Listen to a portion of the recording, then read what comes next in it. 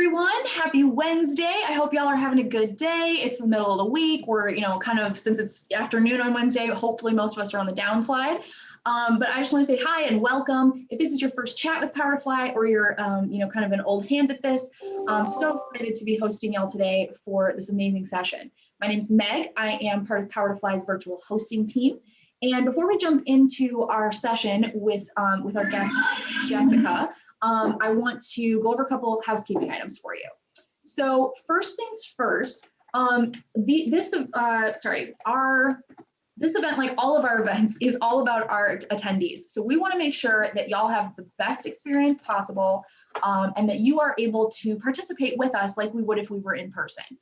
So if you would like to participate, one of the ways I recommend that you do that is by coming off mute to ask questions directly, or ask questions, add comments directly to our guest today. Now, if you have any kind of privacy concerns, if you come off mute for whatever reason today, you will show up on our recording. But if you have, if there's any reason that you don't want to, that's totally fine. You can still participate by putting questions or comments you have into the Zoom chat. And if you are super deep cover and don't want anyone to know you're here, that's fine too. You can always send your questions into in the DMs and just DM me instead of sending to the whole group. So as we get going here, please feel free to write in the chat if you have questions, comments. If we're going over one of your questions and you want to add some context or more details to it, that's great. And as we keep, the last thing I want to highlight is, as we are on today's session, please feel free to take video or pictures and tweet it out or put it on Insta or Facebook. Let people know that you are learning with Power to Fly this afternoon. We are at Power to Fly on YouTube, LinkedIn, Twitter, Instagram, and Facebook. And I highly recommend that if you are looking us up on YouTube, that you subscribe to our YouTube channel. I'll throw all the links to that kind of stuff down in the chat in a little bit. Now, our guest today is here on behalf of Deloitte, who's one of our amazing partner companies. I'm going to throw a link here in the chat to where you can check out Deloitte's company page. It's going to look much like what you see here. I think currently your open roles are up to 4,290, so that's pretty great. One thing I want to highlight here is that at the top of this page, on the upper right-hand side, so somewhere around the fireworks thing, there's going to be a big pink button that says follow. If you are interested in Deloitte and want to learn more about the company, or if you are actively job searching and the Deloitte is somebody that's going to be on your short list, even if you are not actively searching, but just kind of looking around and want to make sure that you don't lose track of Deloitte, I definitely recommend you click that follow button. It's going to do a couple different things for you, but basically what it's going to do is it's going to let Deloitte know that you are actively interested, or at least that you are interested in working with them. So it keeps you on their radar, but it's also going to let you know when they post new roles. So it's a really good way to make sure that you kind of have these companies on your mind, or at least, in a short list, if you do, kind of like 40% of Americans right now start taking a look around and, just kind of are curious and want to see what else is out there. So I'll keep sharing those links as well, but definitely check that out. And as we get going with Jessica, I think you'll find even more interesting things to kind of learn about Deloitte, and probably things you want to dig in deeper on. So I'm really excited to introduce you to our speaker today. Dr.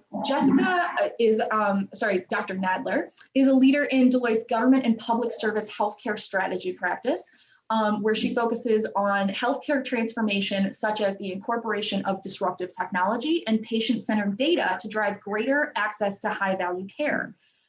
Jessica began her career as a geneticist, ultimately as an assistant professor at the University of North Carolina, Chapel Hill. I've been there, it's beautiful, where she developed behavioral models of social and repetitive behaviors associated with autism. Dr. Nadler began her journey with health information technology as a Science and Technology Policy Fellow with the American Association for the Advancement of Science at the Department of Health and Human Services Personalized Healthcare Initiative. So welcome, Dr. Jessica Nadler. We're so happy to have you today. Thanks, Meg. You can kind of see the bones of my history here on this little slide, but I will take a couple of minutes to tell you the long and winding road about how I ended up as a consultant with Deloitte Consulting. So I spend my time now mostly with federal clients, working on healthcare, doing a lot of COVID work right now, doing a lot of health equity work right now. But my educational background was bench science. I got my bachelor's degree in molecular biology, and my PhD is in genetics. I did a full postdoc, and then I was an assistant professor at UNC, at which point I started looking at kind of my options of what does the career ahead of me look like.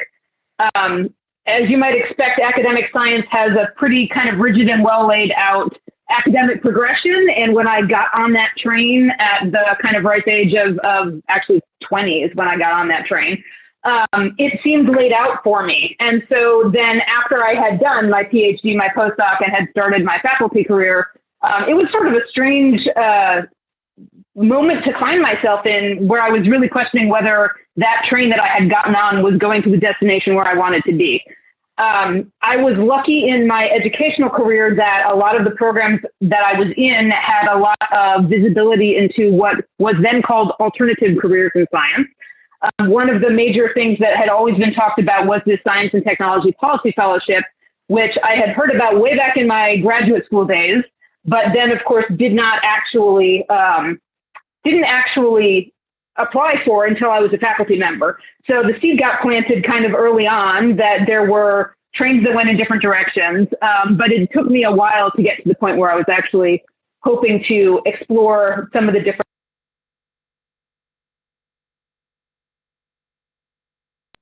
It looks like we might have lost Jessica there, but that's okay. We were kind of prepping for this before the call started, so we'll just wait till we get her back on.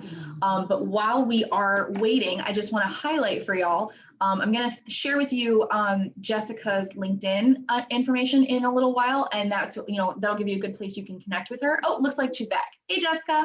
I was going to say, did you lose my audio too, even though I tried to protect against that? Yep, it's okay. Rats. Where did my story cut out? Actually, right as you took a breath between I'm trying to think between fellowship. Yes, thank you. Sorry, say that one more time. The fellowship. Yes. So applied to the fellowship in my second year as a faculty member, at which point I was considered a mid-career scientist. And then got placed downtown in DC, where I live to this day. Was at the Department of Health and Human Services. It was a completely different workday for me, as you might imagine. I went from being a bench scientist, spending my time either physically hands-on doing experiments or writing up papers or writing grants, to sitting in a desk in the Humphrey Building at the Department of Health and Human Services downtown, managing work groups. And it was the first time I'd ever actually used Outlook at all. I had no idea what it was when I got to my fellowship, because we never used that in my scientific life. So it was quite a change. I will say that the fellowship itself facilitated that change quite nicely, because there was a curriculum associated with the fellowship in addition to the projects that I did. But it was a pretty radical change in like the basic tools of how I do my work. They were I knew how to use a laptop for sure, but I had never used Outlook. I had done some work with Excel, like all of the basics of, I think, what most business people use, I had never touched before. And so learned all of that in my fellowship year. And then serendipitously in my fellowship project, I was in a very small office, and one of the people who worked very closely with me happened to be a management consultant who was a Deloitte employee. And so she essentially recruited me such that at the end of my fellowship, I had an offer from Deloitte. I also had an offer from a life sciences company to go back to the bench, but instead of in academia, going back to industry in science. And it was kind of a no-brainer for me. I had enjoyed my fellowship so much. The idea of going back to bench work was kind of not going to happen for me at all. And so took the Deloitte offer, and that was 12 years ago already. I think it'll be 12 years next month. And have spent the intervening 12 years mostly with federal clients, but figuring out at the beginning what management consulting was, trying to figure out what it was that I could bring to the table to management consulting, because as a scientist, you have no idea what management consulting is. And so I kind of showed up on day one, and I've hoped to bring value.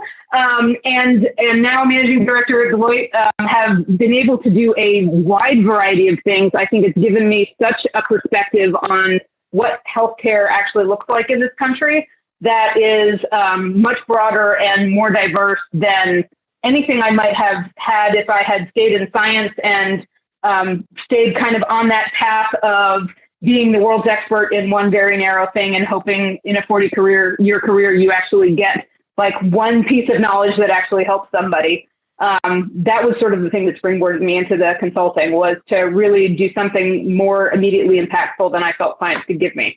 So that's the arc of the career. I'm happy we have a bunch of questions, but I kind of wanted to set that context because I think the lesson learned for me about this is that there's no path. Like, it's good to see a road in front of you, but if you get too focused on the road in front of you, you miss a lot of off ramps that potentially take you somewhere a lot more interesting than your original road.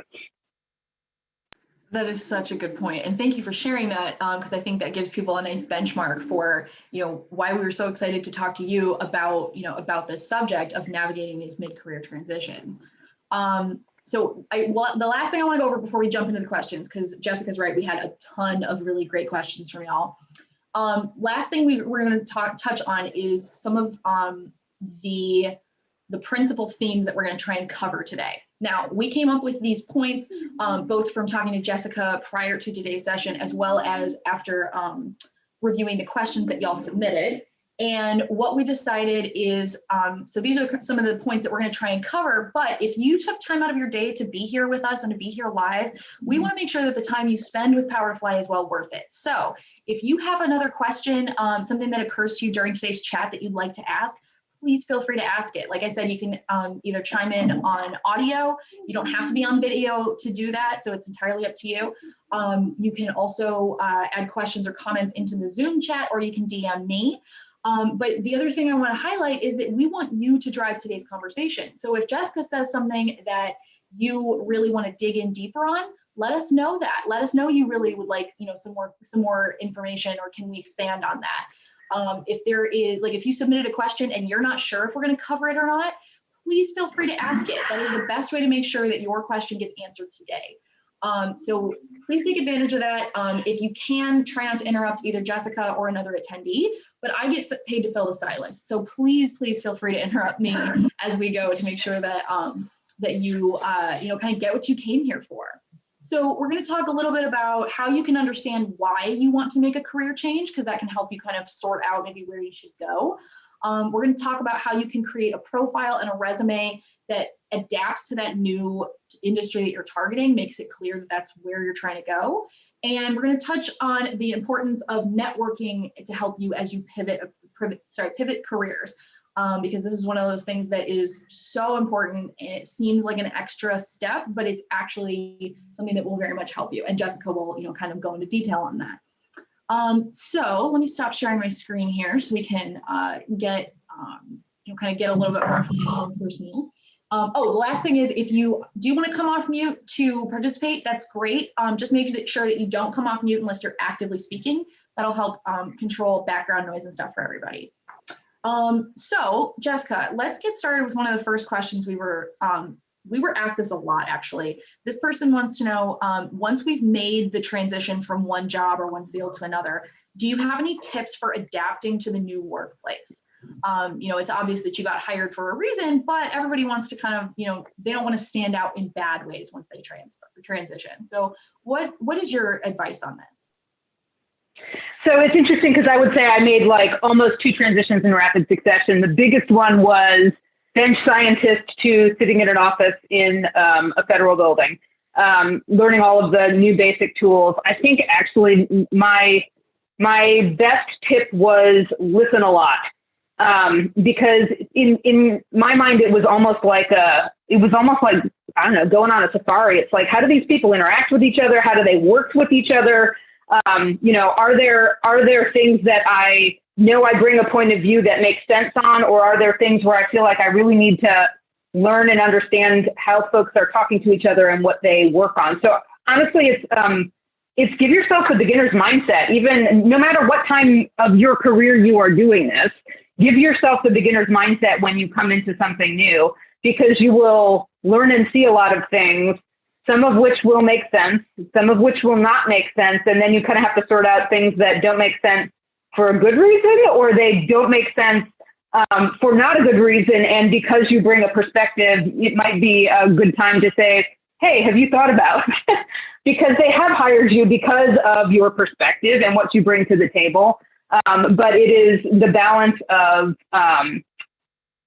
understanding the room and understanding the context, and also knowing where you can provide value. And I would say that for myself, I probably erred on the side of quiet more than I should have at the very beginning.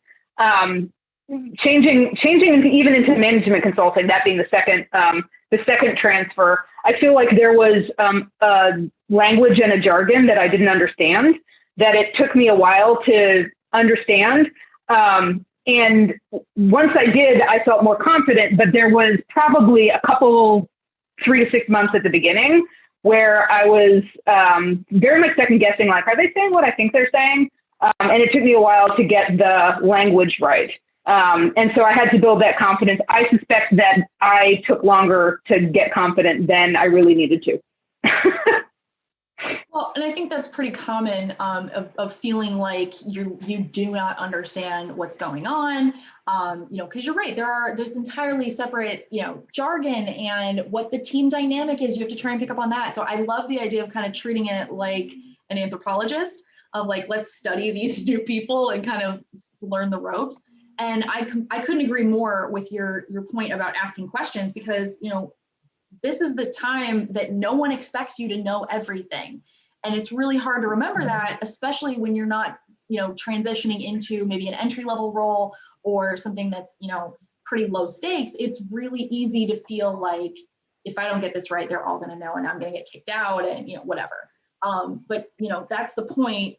You are never more valuable to the company, than at that point that you were first starting, because they've sunk all this time into interviewing and then hiring and then onboarding you. So it's very, like you said, it's very important to know that, like, this is when you should be asking a lot of questions. You should be curious. I am seeing some questions starting to come in the DMs. And one thing I want to highlight is, if you are going to send in a question anonymously, make sure you send it to me, Meg, instead of to the Power to Fly Chat and Learn account, because I don't have access to those DMs. So just as a heads up. We did have one question that came in, and I want to touch on this. This person says, I'm just beginning to transition out of a 19+ year role with the same nonprofit. LinkedIn didn't exist when I started, and I'm just getting an updated resume together. Do you suggest I hold off on making connections until my profile is fleshed out and my resume is good to go, or should I just jump in? I feel like when I think about networking in this way, I peer my sort of close companions who I am willing to have that conversation with prior to maybe fleshing out the full resume, getting the whole LinkedIn fully in there. That is a good opportunity to have fairly safe conversations with people who can give you good feedback about how you might want to present something. So I would say I wouldn't hold off on having those conversations. Those are always valuable conversations. I would say that as you're getting to the second degree, third degree, like as you're branching out in that network, those conversations you may want to wait until you have the substance and the message. And in many ways, like your brand, the brand that you have, the brand that you want people to see you with, i.e. the brand that is the job you want to get. You're comfortable with what that looks like on your resume and your LinkedIn page. That's, I think, when you start getting to the second degree network, third degree network. I think that's the right time to do that. But don't feel shy about using your first degree sort of close companions to test it. Test your brand, test what you should put up there, test what you're comfortable with before you start kind of getting the full. But I also would say don't sit in your office by yourself and think you can get it totally right or put that pressure on yourself, because that's really hard to do. Yeah, I think that's a very good point, is you're never going to get it. Like, one of the things that we talk about at Power to Fly a lot is to not let perfection be the enemy of the good. So starting wherever you are is, you're never going to get more prepared. It just doesn't happen. So, kind of start where you are, see how that develops. You can always take your profile down if you're not quite sure about it. But that is one of the great points, and I want to flag this about Power to Fly profiles, is that they are not visible to anyone other than Power to Fly admins and the hiring partners of the companies we work with.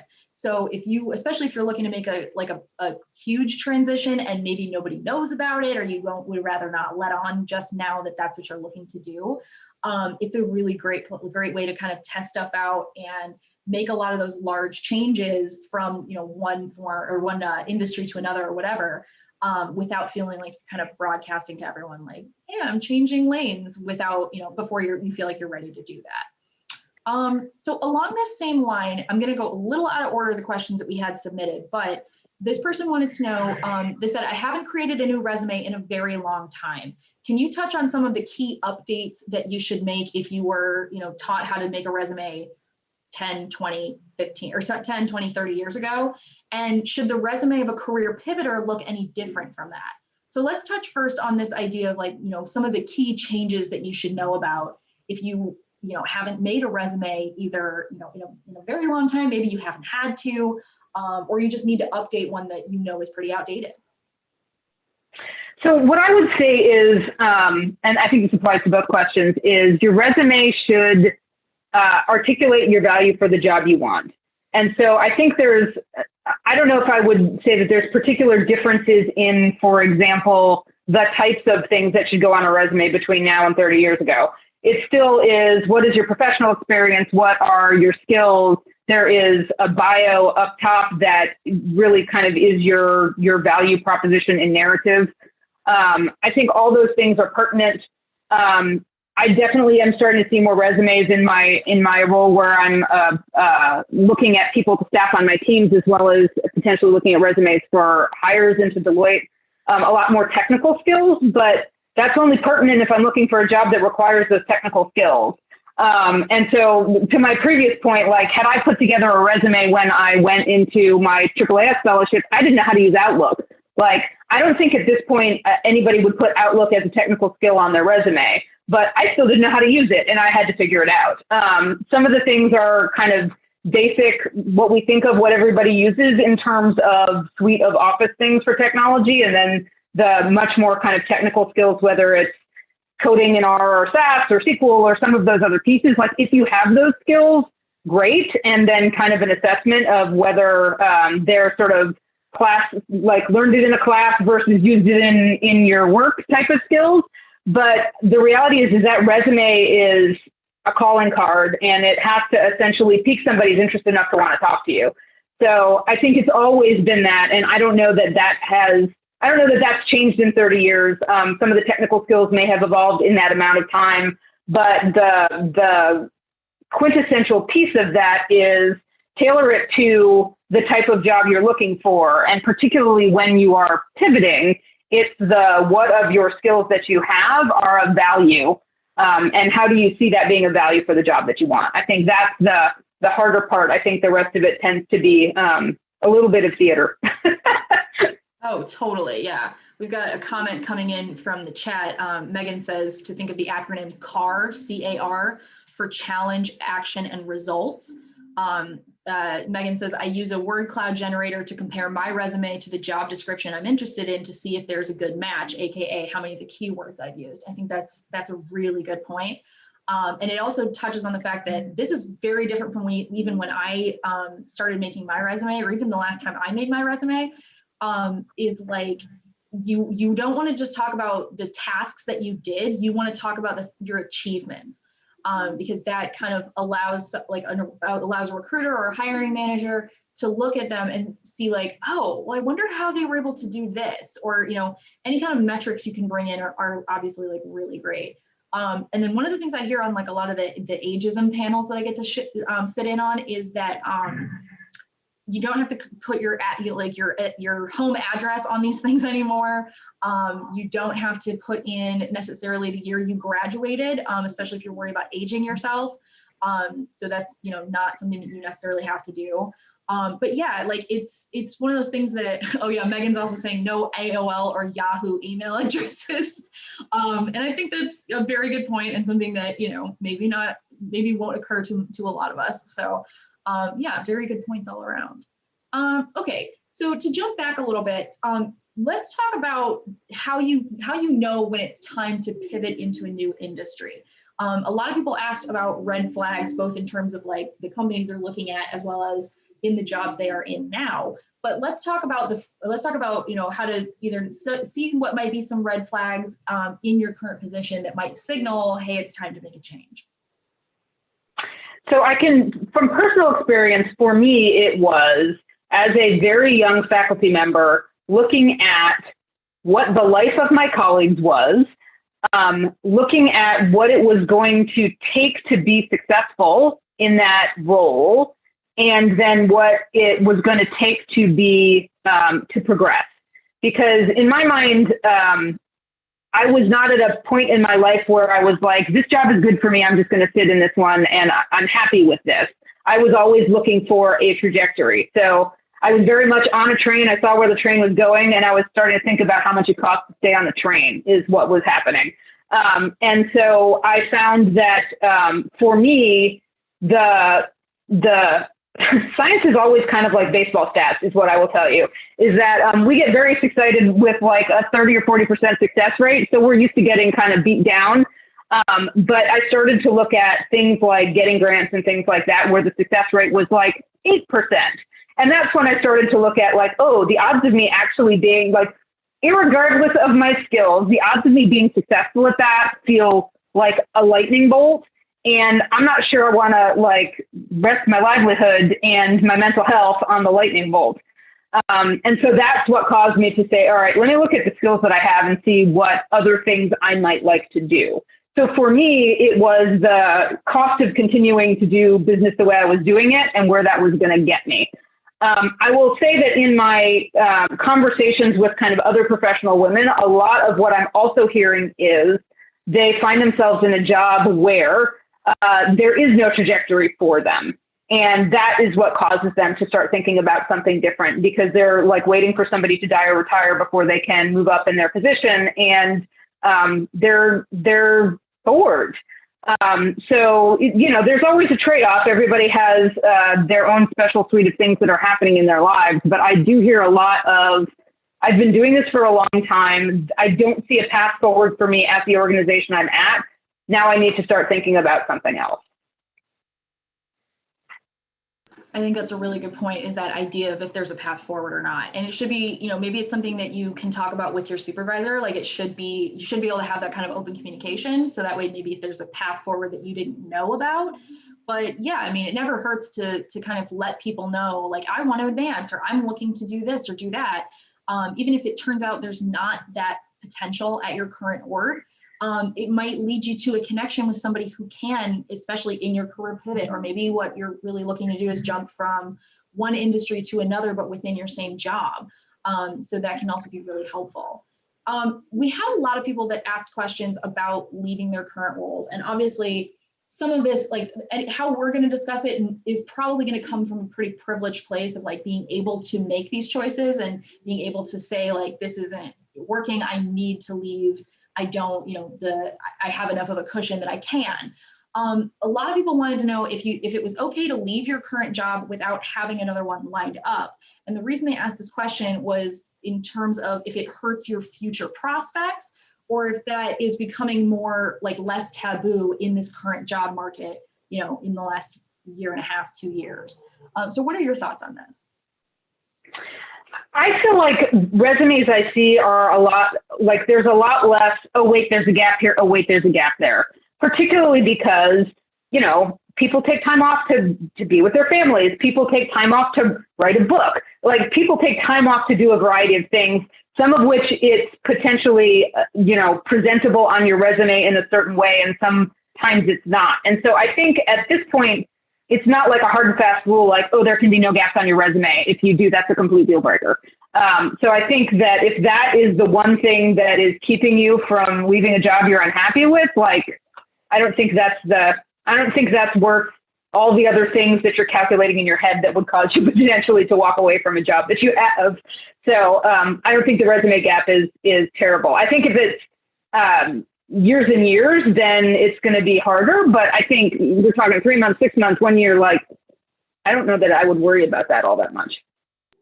Yeah, I would agree. And one of the things I hear from a lot of recruiters is if you can speak to either the training you did during your break or recently to either like get back up to speed on certain skills, or if you're pivoting with like a education in there in the middle, maybe you went through certifications or boot camps, maybe you did self-instruction. Ways to highlight that will definitely help, not necessarily minimize, but like lessen the importance or the impact of a long gap. Heather is asking in the chat, what's wrong with Yahoo email addresses? I know how I would put this, but Jessica, how would you put it? I'm old enough that I still have a Yahoo email address. So I also have a Gmail address, but I have a Yahoo email address. And so when that came up, I sort of chuckled. I have one too. It's my like junk email address right now. Basically, the biggest thing is that it's going to signal that either you don't update a lot of things, like you probably got that email address like when AOL or when Yahoo was like the new thing, but it's going to signal that you might be a little bit older. And if that's not a concern for you, then that's fine. It's not like anybody's going to be like, oh God, Yahoo email address, don't touch that resume. But like, it's just another one of those things that might give people an inference that it may or may not be true. So I think that's a big, it's something to know. It's free to have a Gmail address. So like, if you think it's really that big a deal, just go ahead and sign up for a new one. Let's see. And Megan's coming in saying there some ATSs like phase those out. I've never heard that, but that doesn't mean it doesn't happen. And sometimes they can be considered like spam emails because a lot of those get hacked, especially if people don't use them or don't change the passwords regularly. So, just something to think about. All right, so a lot of people that are looking at these career transitions are people that are looking to like make a really big shift, right? And this one person had asked, they said, I don't have the traditional experience or education preferred by most employers in my new field. How can I make my resume stand out when it seems like recruiters only want to talk to the ideal candidate? And I think this is a good, an important thing to think about. Jessica, what would you suggest to this person? So I think that there's the resume like exercise that if you are going through a big resume screen that you're going to have to do. I think that is harder to do when you're doing a mid-career transition. So in my mind, the big resume drop, if you feel like your educational experience is unusual for the role that you're looking for, is going to be a hard pass. Like you're going to get filtered. So I would actually say that the more important thing is not, do I have to go get another degree? Do I have to go get another certification? But start talking to people who are at the organizations that you're interested in. Start talking to people who have the job you're looking for so that you can, kind of craft what your value is to a place like that. But also, I think it's better to have, particularly in a mid-year transition, your resume popped over to somebody who's doing the job who might advocate for you in the HR function rather than just trying to chuck a resume in and hoping for the best. Because you're essentially you're going to get screened that way. It's the only way people can deal with the volume of resumes they get. And in many ways, particularly as a mid-year transition, or mid-career transition, that's not going to encompass your total value. Like the bits and pieces on there is not going to be parsed out into the right degrees to tell your story. So I think at mid-career, you are going to use your network much more to make the transition than you would necessarily a resume drop.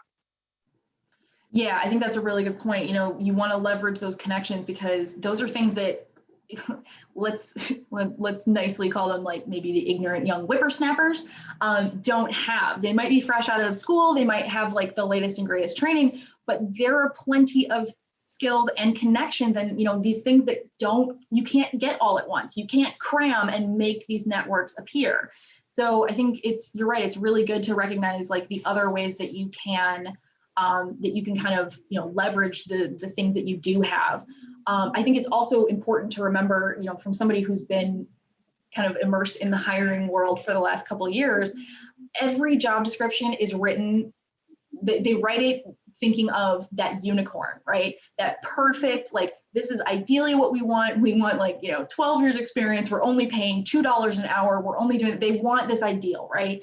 And just because you are not the cookie cutter ideal doesn't mean you shouldn't apply. It doesn't mean even that you're not a great fit for the role. So like, Jessica was saying, make it clear in your resume, this is why, this is what you are looking for and here's why. And that actually leads us into one of our next questions. A lot of people had questions about transferable skills. This one says, how should I sell my previous experience during the interview process for a role in a new industry in which my experience might not be relevant? And I think this is a pretty popular question, right? People want to know how to identify those transferable skills that they might have. So do you have any guidelines for this? Obviously, it is vastly dependent on where you're transferring from and to, but what are your, how would you tell people to start approaching this? So I would say I was surprised at what was transferable skills from my previous life as a scientist into management consulting. Things like grant writing. I did a lot of grant writing when I was an academic.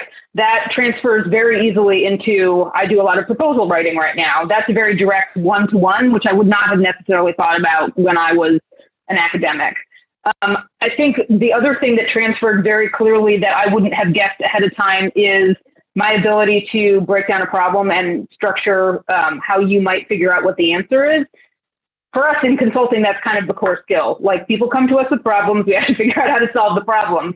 I did that as a scientist. I did it in a very formalized way. It's called the scientific method, but it meant that I had the skill in my head of how do you break down a problem and figure out what the right answer would be. I would not have guessed that that was a transferable skill. I thought that's what scientists do. So those are things that I think were surprising to me. The other things that I would not have thought about but are easily transferable are things like project management, people management, writing skills, communication skills, a lot of those things that are core sort of, I would say, almost adulting skills that we don't think about very much, particularly if you're mid-career and you have been doing things like that for a long time. It feels like the air you breathe, and you wouldn't necessarily articulate it. But I know that, like, in my role in hiring at Deloitte, like, all the screening has been done. I'm now an interview. So I'm talking to a human being. I know what their educational background is. Like, if I can't, like, have a good conversation with them, or I can't see how they approach problems, I'm not going to be able to use them in my work. So those are very transferable skills. I don't know that I would write on a resume, like, can structure problems, but the way that you articulate how you have done that, or when you have managed people successfully, or how you have managed projects successfully, all of those things to me are, in my work, core skills that we need that people in other industries have and may not think about talking about. Yeah, I think that's a really good point. Look at that job description, look at what they're asking for, and then see, like, okay, they say they want this kind of, degree or something. Do you have the OJT experience, like, that would kind of give you, maybe a base level understanding of the situation? Or is there, a similar task that you performed in a different role that the end results might not be the same, but the process you would use to accomplish that is very similar. So I think that's a really good point. We did have a question come in about like referrals and that kind of thing. We're going to get to that in just a little bit. Let's see. We did have another question that came in. Someone had asked, how can you explain an industry change for a better work-life balance without giving the false impression that you're uncommitted or lazy? I think this is a great question, because you have a lot of people, there's a lot of people that are really reassessing what's important in their life, what their priorities are right now, especially in terms of that idea of work-life balance versus, the work-life integration that a lot of people have been having to, figure out a way to manage, or failing to manage successfully for themselves in the last year. So how would you approach that without, sending that wrong message? I think that we're in a time where it's actually easier to talk more openly about it. But what I would say is, talk about it in a positive way, i.e., what is it that you are looking for? What are the things you positively want to have in your life and your work by taking this new job, as opposed to the negative things that you're trying to get away from in your old job? I think it's just a different tenor to the conversation, because I do think we are definitely in a moment where people are reassessing how their work and their life fit together, what is actually important, like, is the culture in my office appropriate for how I want to work? And I think those are good conversations to have, particularly if that's important to you. You want to hear what that hiring culture looks like. And if they right off the bat are telling you, oh no, we work 70 hours a week and, you need to be in person all the time and blah, like, you want to know that up front because you don't want to walk into that. So I think there's value in having the conversation. But I think it's also good to have the conversation in a positive, i.e., what am I looking for, as opposed to a negative, which is that I absolutely don't want to have this. I think that's a really good point. How you phrase that question is incredibly important. It's also, like you said, this is we're living in this era where, thankfully, we're not where we were even a year ago, with people, kind of still trying to get themselves adjusted or learn some of this, not only new vocabulary around like mental health and like your whole, kind of looking at you as a holistic employee, not just like in a business sense, but also like what you're going through personally. So I think you're right. A lot of it has to do with how you phrase the question, but also, like, we keep harping on, but I feel like people it's hard to really internalize. When you are having these interviews, it's a two-way street. So if you ask this question, it's just as important to ask the question as it is to listen to what they answer and how they say it. So if you're saying like, hey, I'm a working parent, I have a lot of demands personally on my time with my kids in school and all that kind of stuff. What does the work-life balance look like here? Do you have a working parent's ERG? Is there, what kind of flexibility is there when it comes to sick kids or, having to work, flex hours? Is that a possibility here? And that way you're asking it in a way that not only is kind of normalizing it, because there's no way no one without children or nobody with children is like working at that business. You're not going to be the only person that has kids. But it also kind of puts the onus on the company to say, well, that's not really how we do. Like, why would you need flex hours? You know what I mean? Like, so then you have a very clear idea of whether this is a company that's really going to support you or not. And maybe you don't have the luxury of not taking the job, but at least you've kind of opened the door and you're starting to set those boundaries, which are, especially as an interviewee, are very hard to set because you want the job. You want them to think that you're great and you're going to solve all the issues they have with this particular position and you're just the best, so they want you. So setting those boundaries is really hard, but this is a good way to start with that. And actually, you can test drive your answers to these things too. Talk to friends, talk to some of your networking people. We have mock interview events that we hold usually about once a month, typically right after our virtual job fairs. So keep your eyes peeled for that. It's a great way to come in and kind of test out your skills for interviewing, especially with questions like this. Okay, so we have about 15 minutes left. I know this time always goes really quickly, so I'm going to try and get to some more questions. But if you have questions that you would like us to ask, please feel free to come off mute and ask, put them into the Zoom chat, or you can DM me. This person, I think this might be a company-specific question, but we'll ask anyway. This person is talking about how they have a C-level connection at this company where they want to apply, but that connection can't refer them until the applicant has passed through the company's ATS system. Have you ever come across this before? I haven't, but I've also really only worked for smaller companies. Is this something that you've that you've ever encountered before in your work history?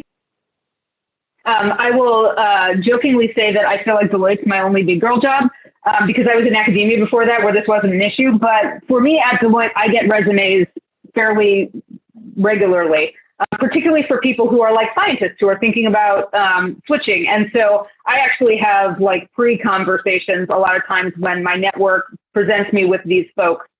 And then like I can do that first assessment of like, might this be a fit, might this not be a fit? And then like Sarah Santos, who I think is on the call, was a recruiter who worked with me, and then I could go and have a conversation with her. So that for us, that is definitely an avenue into coming into the firm. So I think that like that sounds rigid to me, the idea that you would have to make it through all of the slings and arrows of a system before you can talk to a human who might be in an HR function. That's not the way that it works for us. Thank you for highlighting that. And you're right. This might also be a situation where it never hurts to kind of do a little digging and a little bit of background research. So it might be a situation where you could kind of dig around in their LinkedIn and maybe connect with somebody from the hiring team and just say like, hey, I have, I'm connected to this person that works at the company and they've told me that the referral process, I have to go through the ATS first. Is that a thing? Like, is that something for all of your postings, or is it just for the specific job? Even if they tell you, yes, that's how it has to work, at least you've kind of like sowed the seed of like that referral or that recommendation. It might work, it might not work, but the worst thing they can do is just not reply to you. So, it might be something worth trying. It's definitely something that I've tried in previous jobs where I wasn't sure if the person was going to like, I wasn't sure what the protocol was of like, okay, because there's some companies like if you have a referral, you basically apply through that person and not through the main job link. So it never hurts to ask this kind of thing. Okay, so we have a couple more questions coming in, and I want to, highlight to people, if you do want to ask your question, make sure that you get it in before time runs out. This next person had asked about skill gaps both during and after a transition. And I thought this was a good question because a lot of people, like we talked about earlier, look at, work, like gaps in your resume and your work history, but not, I feel like this is, especially in transitioning, that idea of a skill gap of like, well, you want us to have these 5 skills, I have 4. How do you address like, that skill gap that you have pre-transition and even after you've made the transition? Is this, how would you approach this?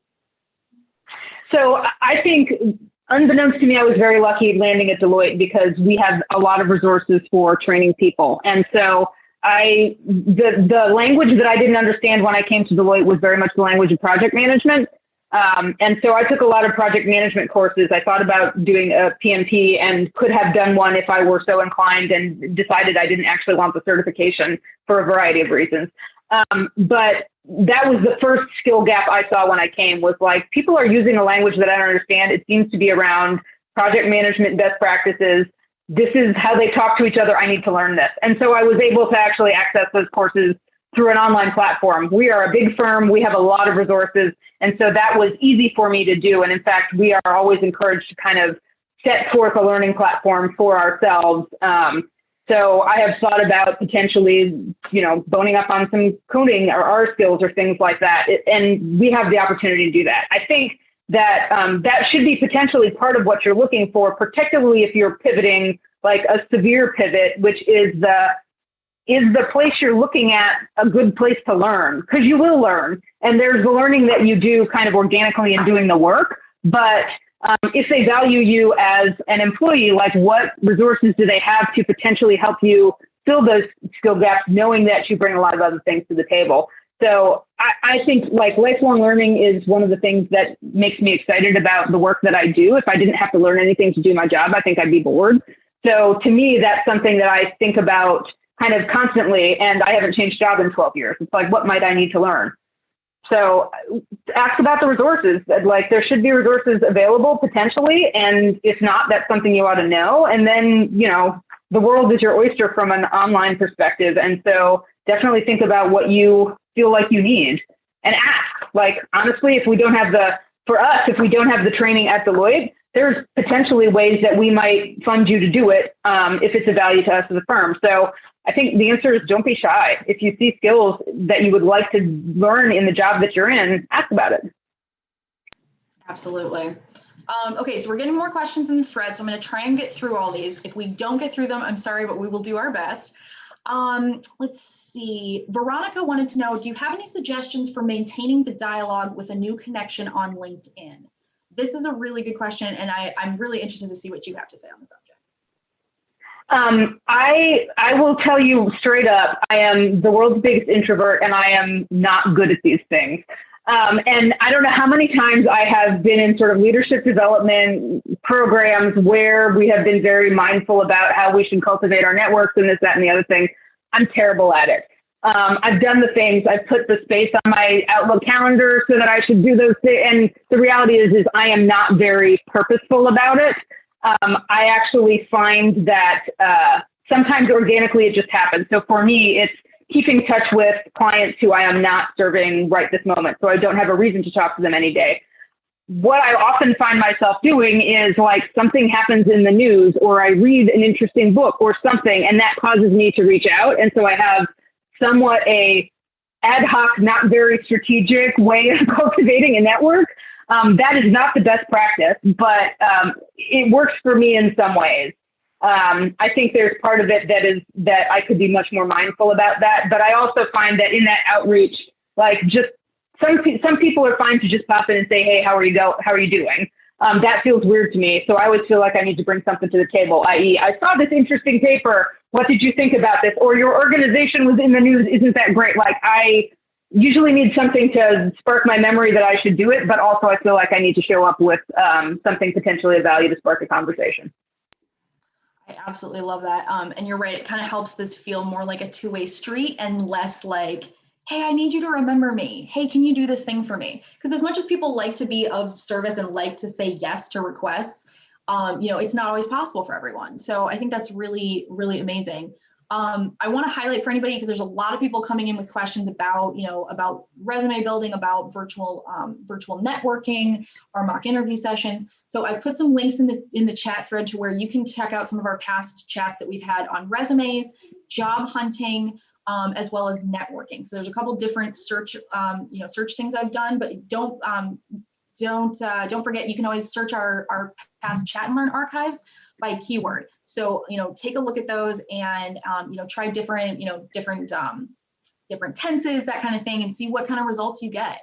There's some really, really awesome chats in there that will help with a lot of these questions people are having. Okay, so this other question was, someone asked anonymously, how do you delicately balance the work from home world, but also ensure that you're not working 24/7 or available 24/7? Some people tell you that they're never going to tell you that it's expected to work nights and weekends, but how do you kind of correctly gauge what their expectations are and how that's going to work with your own life?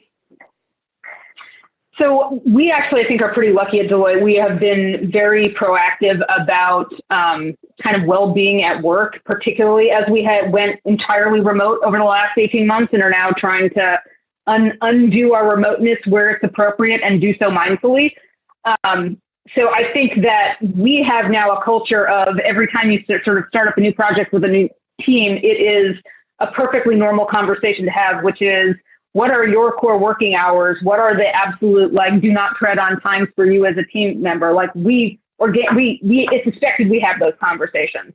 It's also expected that sometimes a fire drill is going to happen. And so what is the plan for that? If it happens during your time to have dinner with the family and put the kids to bed, who's your backup? Like, we plan for that.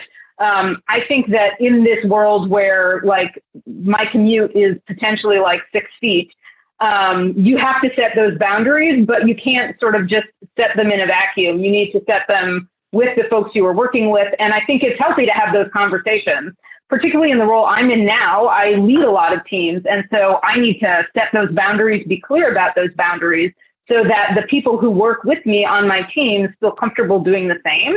And then if we're finding that the confluence of boundaries is not working for us to get our work done, then we can have a conversation about how we change it. But in the absence of setting the boundaries up front, it's just kind of a recipe for drop balls or expectations that are unrealistic. And so I think part of our skill now is learning how to have that conversation, being kind of open and frank about it. And, life happens. Now we see everybody's life happens. The dog runs in, the kid runs in, whatever happens. So we all know we have lives. And so it's just a matter of, that's now part of our professional conversation. How do we work? We aren't necessarily sitting in office 9 to 5 anymore. So what should that look like? I think you're right. And I think a lot of what you said previously about, if you're a working parent and want to have that conversation, I think you're right. I think it's very similar, right? It really depends on how you ask the question. Make sure you're wording it in a way that kind of doesn't leave a lot of room for them to think, well, what if this person's trying to game the system or whatever? I think that's really good. And it's also really important to understand your own boundaries, understand what really is gonna cause you a great deal of, kind of feeling like parent guilt because you just can't do the stuff that you need to do with your kids. Or are you, worried about how your work is going, maybe if the quality of your work suffers because they don't have flexible hours. So I think that's a really good question. Let's see. Oh, so somebody asked a follow-up. We're going to touch on that real quick. They said, I don't think recruiters will believe that I'm happy to take a lower pay than they're offering so that I can get a better balance. This step would be obvious because of what my previous job is. Do you have any tips for kind of overcoming that? My biggest thing is just tell them, like, this is what it is worth to me. I want to be sure that I have the flexible time, blah, blah, blah. And yeah, I understand you're getting me for a deal, but I need you to understand why I'm willing to take that deal. Jessica, what do you think?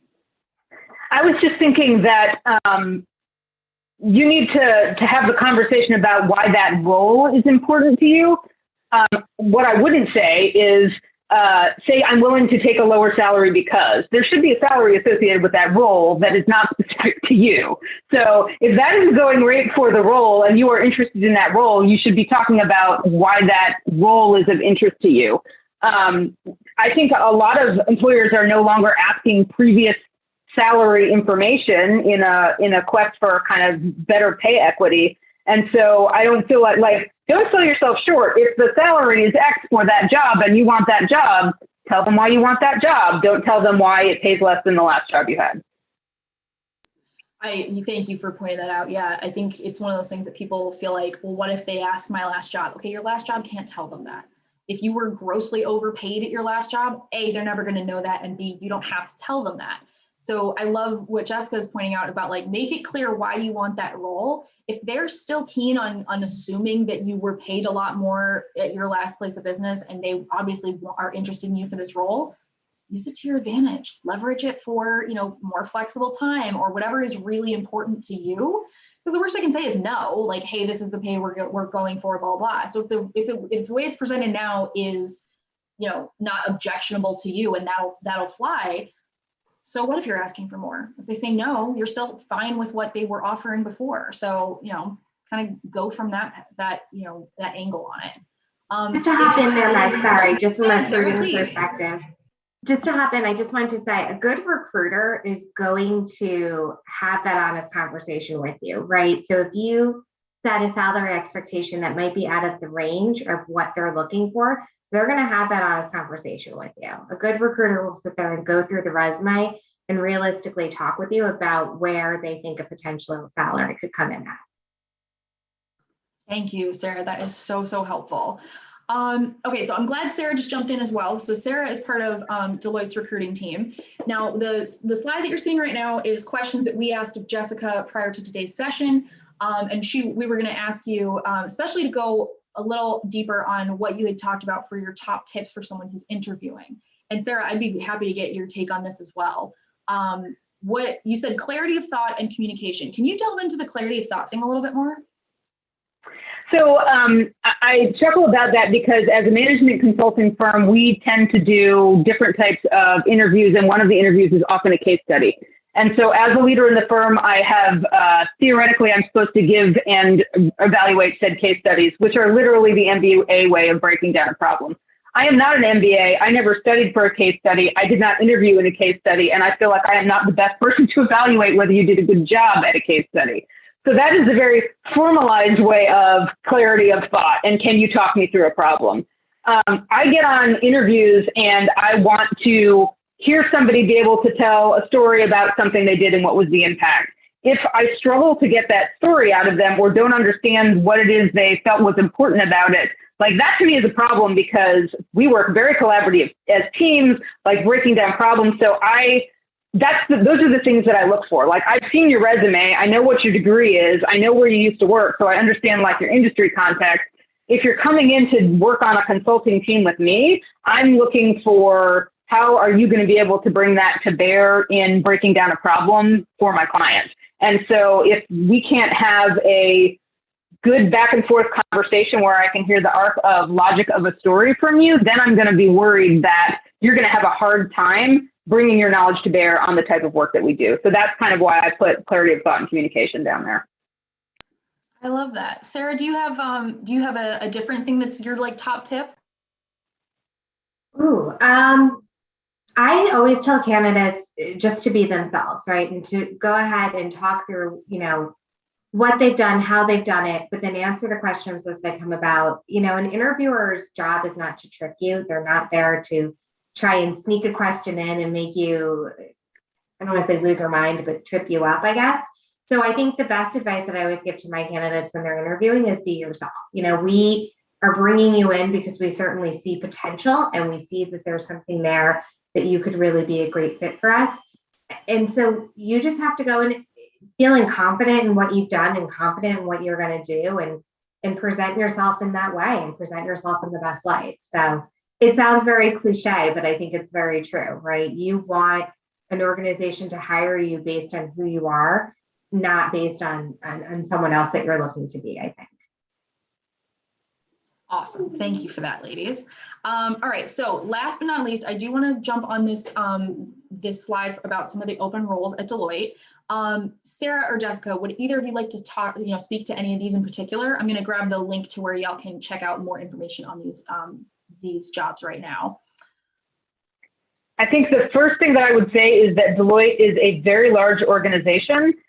We are management consulting, but as you can see from the breadth of things here, we have an audit practice, we have a tax practice, we do a little bit of everything. And so I think that if you are interested in what amounts to client service in a variety of different ways, which is project-based work for external clients, there's a little bit of something for everyone at Deloitte. We do a lot of different type things. The work that I do fits more along the strategy and analytics, healthcare manager, kind of data analytics type of work. I do a lot of that for my clients, but I am one small sliver of a very wide variety of types of work we do for our clients. So I think the most important thing about something like Deloitte Consulting is, I call it short attention span theater. It's a good way to have a lot of experiences in a lot of different venues for different clients. And so there's sort of something for everybody in there. Awesome. Thank you both so much. Okay, so we have come to the end of our time today. So sorry if anybody had a hard stop, but I just want to say a huge thank you to our amazing speakers, as well as Sarah for jumping in with us here. It's so great. And I want to say a huge thank you to the whole Deloitte team for loaning us Jessica today. I know that there's a lot of work that goes into these chats, not just the hour that you see in front of you. So thank you so much to Jessica and Sarah for spending time with us and just sharing your expertise. We're so grateful. Thanks, Meg. I was happy to do it. Thank you. Awesome. All right. So as we phase out today, I just want to say thank you for joining us. Thank you for the amazing questions that were asked both before and during this session. Make sure that you check out Deloitte's company page, and as well as some of the amazing events that we have happening in the next couple weeks. And I hope that if whether you come back or not, you have a great rest of your Wednesday. And I hope that we'll see many more of you on chats in the future. Yeah, have a great day, and we'll see you later, guys. Bye. Thanks, everybody. Bye.